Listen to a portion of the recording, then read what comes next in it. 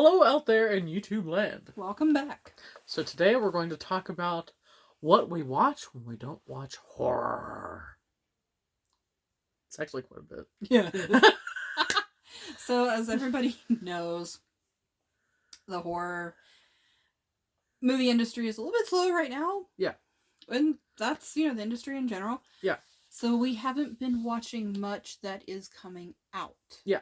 So we've been going back through old stores or discovering things that we hadn't watched previously on various streaming platforms and YouTube. Or binge watching our old favorites. Yes. And, going down interesting rabbit holes. Yeah. If you've gotten to know Tabby and I at all, we're kind of obsessive media people. We are, so docuseries and stuff like that, big time. Oh, yeah. That's usually nighttime watching. Oh, yeah. We recently, started, deciding on, a little docuseries to watch on Netflix and then text each other back and forth. We've been doing that a little bit. But, I know me, I'll, suddenly settle on a subject. So I've been watching a docuseries from the BBC about the Manchester Children's Hospital. Mm-hmm. And that's been really interesting. It's on YouTube, so you just kind of Google Manchester Children's Hospital and the episodes will come up. But it's just kind of neat to see, how the different medical stuff is done in the UK versus here. Because there are, little minor differences, and it's just kind of interesting, how that's done. And then it's also neat to hear, the little family stories and stuff. And so I've been enjoying that a lot. And me, I've been... Let's see, I've rewatched The X-Files again. But in terms of docuseries, I've been actually looking at... I always check to see if BBC has a new subset of, the Planet Earth stuff, but I also rewatch those. And I've been interested in volcanology lately. Oh. Completely outside my, field. Totally fine. I've been watching, documentaries from modern and also about past volcanologists. So one of my main weird rabbit holes is medical documentaries from the 1970s. If you know me very long, I get into these very weird specific things. Yes. And so it has to be the 70s. I don't know why, but I watched this really wild one from the Fifth Estate about what leukemia treatment was like in the 1970s in Canada for children. And it was just mind-blowing how different stuff is now from what I went through going through chemotherapy and how things are did you know they used cobalt back then? I had no idea they used cobalt. I thought that was fascinating. And I studied cobalt. Oh! In a different form. That's very cool. So in terms of carcinogenesis, actually. Oh! That's interesting. So not a thing. Yeah. The other random obsessive thing I've gotten into lately that has become it's going to be a book is there's this dance craze from the late 1920s and up until roughly 1935, and then it had little offshoots. There was this dance craze called toe tap. Yep.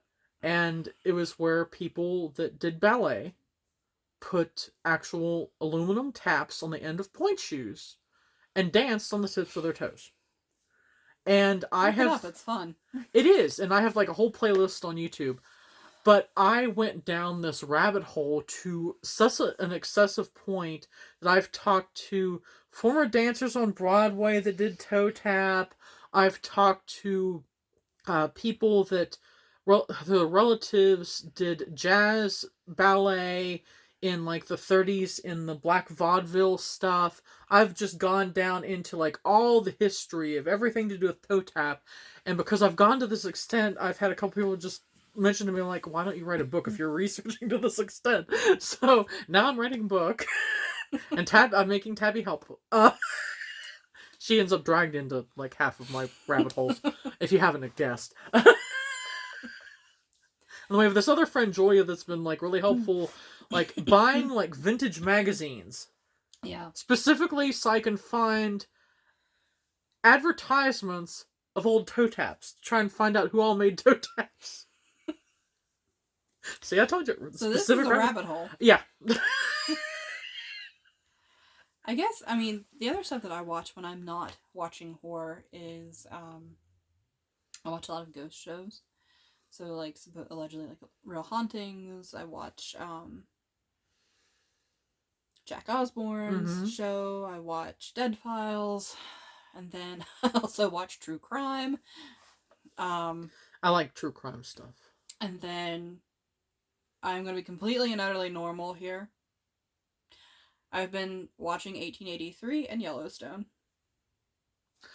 And I ended up watching Yellowstone by proxy because my dad likes to watch Yellowstone.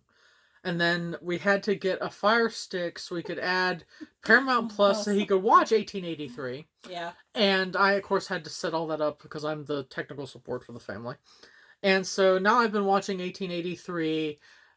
So Tabby and I chit-chat a little bit about that periodically, which is kind of interesting because we don't generally talk about the Wild West. No. So this has been another direction which has been interesting, which also segues into the fact that when I was in college and got my art history degree, I took a class on Native American pottery and art. So then it's kind of interesting watching a show that's trying to be pretty authentic. Yes. And so then my knowledge of Native American art is connecting I think the most recent episode, the Native American guy gave the daughter a knife and scabbard that had beautiful beadwork on it. Mm. And so I was just admiring the beadwork and everything, and it was art history head going. I collect a lot of Native American pottery and art, so it's beautiful. It's absolutely gorgeous. I saw one that is so totally us. I so wish that we had a way of contacting the artist. I don't think she's still living. Don't quote me on that. But in one of the bat groups that I'm in on Facebook, somebody posted a Native American pot. You know, that beautiful black Pueblo pottery? Yeah. This artist had made a pot and with slip had made bats all over the pot, and the lid of it was a formed bat, and I'm like, oh. I mean, combining two of our favorite things, Native American art and bats. But you didn't know about us. Yeah, see, that's a new bit of information. So, so what you're figuring out. Let's see. What do I read outside of things in the horror genre? A lot. Yes. It could be anything. So sci-fi, fantasy, true crime, whatever. I've been reading a lot of urban fantasy for work, which is fun. One of my happy things is one of the co-owner of City Owl Press, Tina Moss, has been writing this amazing science fiction romance series about these aliens. And I get to read the next one in the series before everybody else does, because she has me kind of sort of beta read / edit. And so in a couple days I get to read the new one, Aliens Meet. These are amazing aliens. They're like pro women and all the stuff. It's really cool. Check out Tina Moss, she's great. So I've been reading that type of stuff. And of course the toe tap stuff. I mean, there's a lot. So the other thing I do is I get my nerd on and I play Magic the Gathering. So I do collect some of that. Trying to think what else I have. I play some cheesy games on Kindle. Yeah. One of them is Matchington Manor. I play the Sherlock Holmes game that's find a thing, whatever. And I was so upset around Halloween because they did Dracula and I didn't get all the things to complete the Dracula collection. I was upset. But I tried, gosh darn it. But I have this thing where I refuse to spend money on those games. Yeah. So, I'll try and beat it without spending any of the money, and they make it practically impossible, but I still try, gosh darn it. So, that's what we do. Yeah. Some of it. When it gets to be spring, I will be working with plants and herbs and making soaps and things like that. So, And I am going to be getting back into my crochet. My fingers have finally calmed down a good bit. I have a crochet frog that I have to complete for another friend, so I need to finish that. I just got the coolest eyes for it. They're iridescent purple. Nice. They're really cool. So it's gonna be a cute frog. But I like to do different crochet projects. Most of my projects are like converting like old movie posters into crocheted afghans, which is fun. Those are neat. Um, but I don't know when the next one of those I'm going to start. They kind of come as like sporadic. Like sometimes people commission me to make them. They take me like 6 months. They're a long time. Yeah. Or sometimes like I'll make one as a gift. I made my cousin Josh like the ultimate birthday slash uh Christmas present one year because he has always been obsessed with Dawn of the Dead from George Romero. And so I did the cover of that in a blanket for him. And Josh is tall, so it had to be an extra big blanket. And he refuses to use it because he doesn't want to mess it up. And I'm like, Josh, if it gets messed up, I can always remake it. It's not like a huge deal. I mean, it'll take me a long time, but it's not like it's irreversible. He's like, no, it's just so cool. I can't bear to use it. I'm like, well, crap, I made it so you like use it. Oh well. So that's what we do. Yeah.